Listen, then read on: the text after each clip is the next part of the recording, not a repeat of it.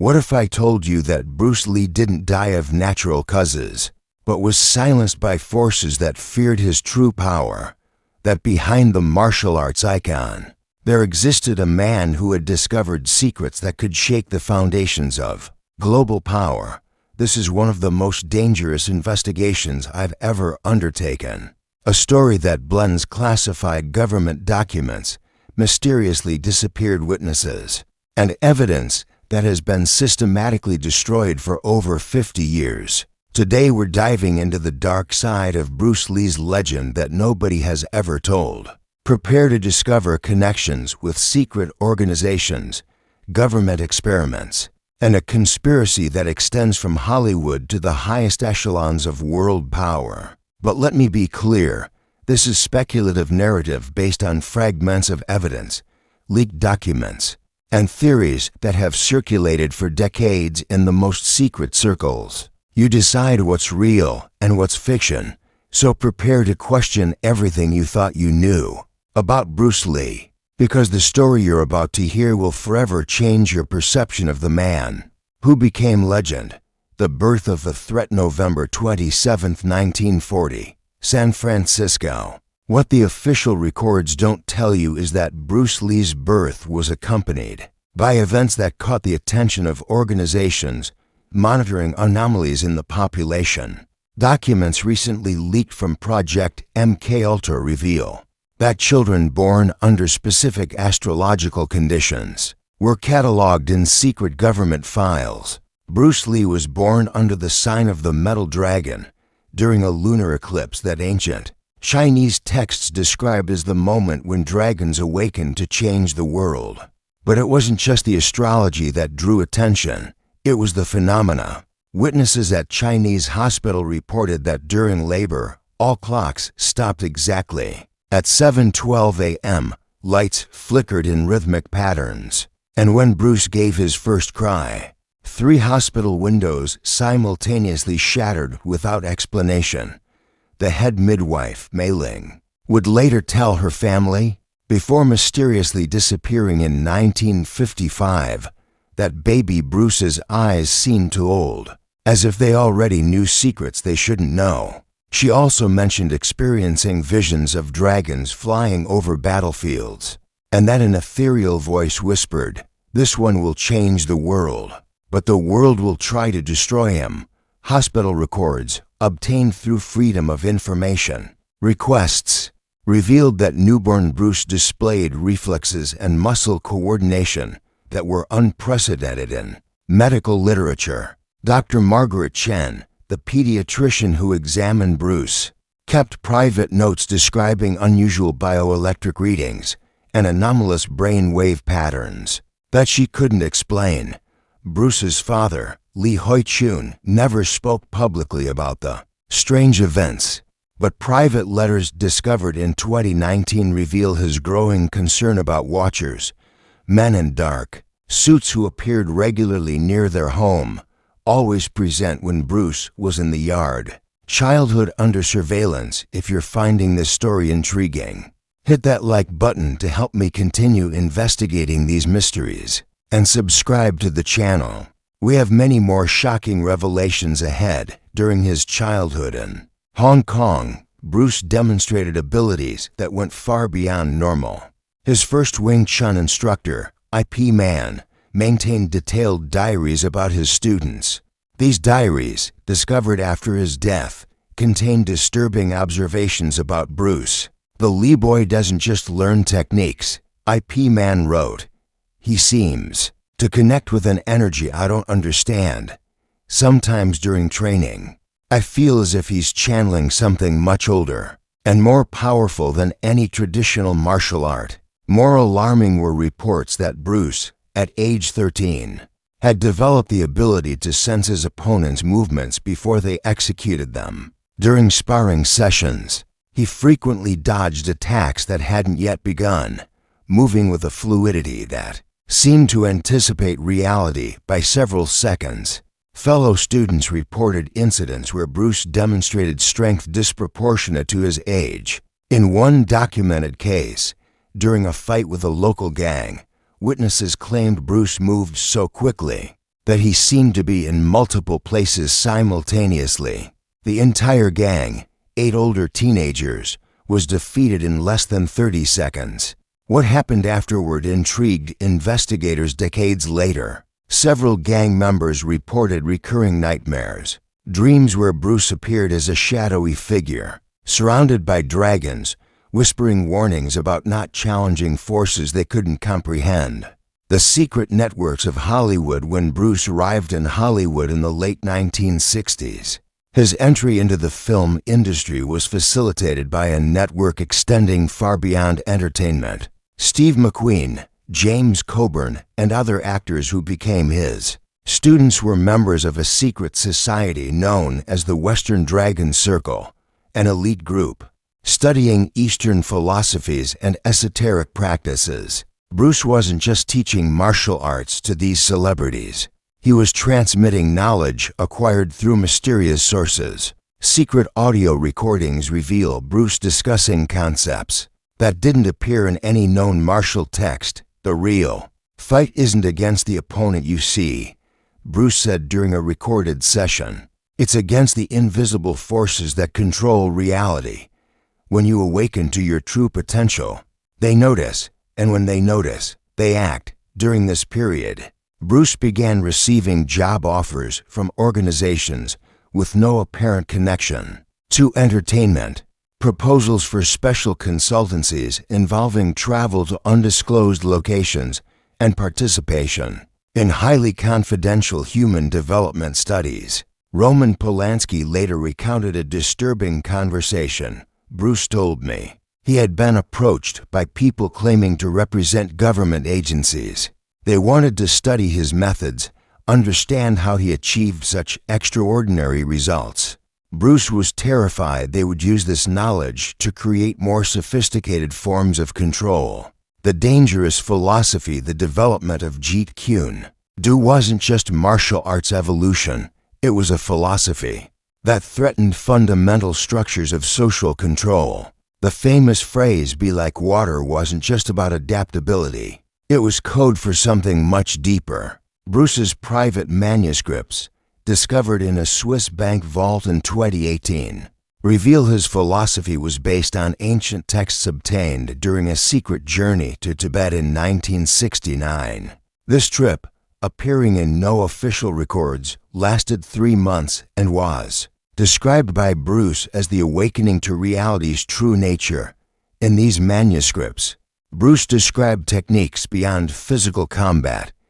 He wrote about energetic field manipulation, consciousness projection, and dissolution of dimensional barriers. More disturbing, he mentioned encounters with guardians of ancient knowledge who had chosen him to prepare humanity for a transformation that is coming. One passage, "They told me that mass control depends on keeping people unconscious of their true potential. When an individual fully awakens, he becomes a threat to the system. That's why few are chosen to carry this knowledge, and that's why few survive to transmit it." The conspiracy revealed in 1972 when Bruce returned to Hong Kong to film his breakthrough movies. He had become a target of forces operating in the shadows of international power. British intelligence reports, leaked decades later, reveal that multiple organizations had developed operational interest in Bruce Lee, not just because of his cultural influence, but due to his possession of sensitive information of unspecified nature. The Hong Kong triads suddenly began demonstrating interest in occult and mystical practices, a shift that coincided exactly with Bruce's arrival. Investigators suspect they had been contracted by international organizations to monitor and, if necessary, neutralize Bruce's growing influence. During filming of Enter the Dragon, crew members reported strange incidents. Equipment would suddenly fail when Bruce practiced his most intense sequences. Cameras captured luminous anomalies around him invisible to the naked eye. Developed film showed Bruce surrounded by ethereal forms resembling translucent dragons. Most disturbing were the visits. Men in dark suits appeared on set, identified themselves as security consultants, and asked specific questions about Bruce's fight scenes and any special techniques he might be using. If you're enjoying this investigation, don't forget to like the video and comment with your theories. We have much more shocking evidence to reveal. The Final Days, Signs of Danger, May 1973. Bruce collapses during a dubbing session. Official diagnosis, cerebral edema. But doctors who treated him later revealed details omitted from official reports. It wasn't normal edema, said Dr. Chen in a secretly recorded interview. There were signs that something had been introduced into his system, not conventional drugs, but substances we couldn't identify. When we tried to conduct thorough tests, we received orders from above to cease the investigation. During recovery, Bruce began demonstrating behavior his associates described as paranoid. He installed multiple security systems, hired bodyguards, and began varying his daily routes unpredictably. More significantly, he systematically destroyed his personal manuscripts and notes. Linda Lee later described strange encounters. Bruce received phone calls at odd hours. When he answered, the person spoke only numbers, codes of some kind. After these calls, Bruce would become agitated and say things like, "They know that I know, and time is running out." Betty Ting Pei revealed that on July 20th, 1973, Bruce had received an unexpected visit before her arrival. There were two men leaving the building when I arrived.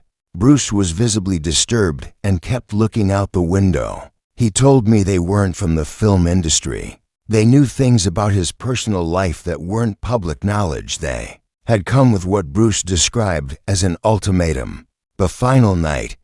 What really happened July 20th, 1973. The official version speaks of a simple allergic reaction to Equigesic, but suppressed evidence paints a different picture. Raymond Chow, the producer with Bruce that night, gave multiple versions of events over the years. In a recording obtained by private investigators, Chow can be heard saying, "There were many more people involved that night than we publicly admitted. People we couldn't mention without putting our own lives at risk." The official autopsy, conducted under extraordinary pressure, lasted only a few hours, insufficient time for complete investigation. Several biological samples disappeared before independent tests could be performed. Dr. R. R. Lysette, the British forensic pathologist who conducted the autopsy, later expressed doubts. There were inconsistencies we couldn't explain, tissue damage patterns that weren't consistent with conventional cerebral edema. But we received intense pressure to conclude the case quickly. Witnesses at the hospital reported unusual military activity that night, unidentified vehicles, uniformed men who didn't belong, and restricted access zones established without medical justification. The hidden evidence decades later evidence continues emerging, suggesting a coordinated conspiracy. In 2019, a former CIA operative revealed the existence of Project Dragon, an operation designed to monitor and neutralize individuals considered anomalous influencers who might pose threats to social stability. Bruce Lee was at the top of the list, said the source. It wasn't just his cultural influence.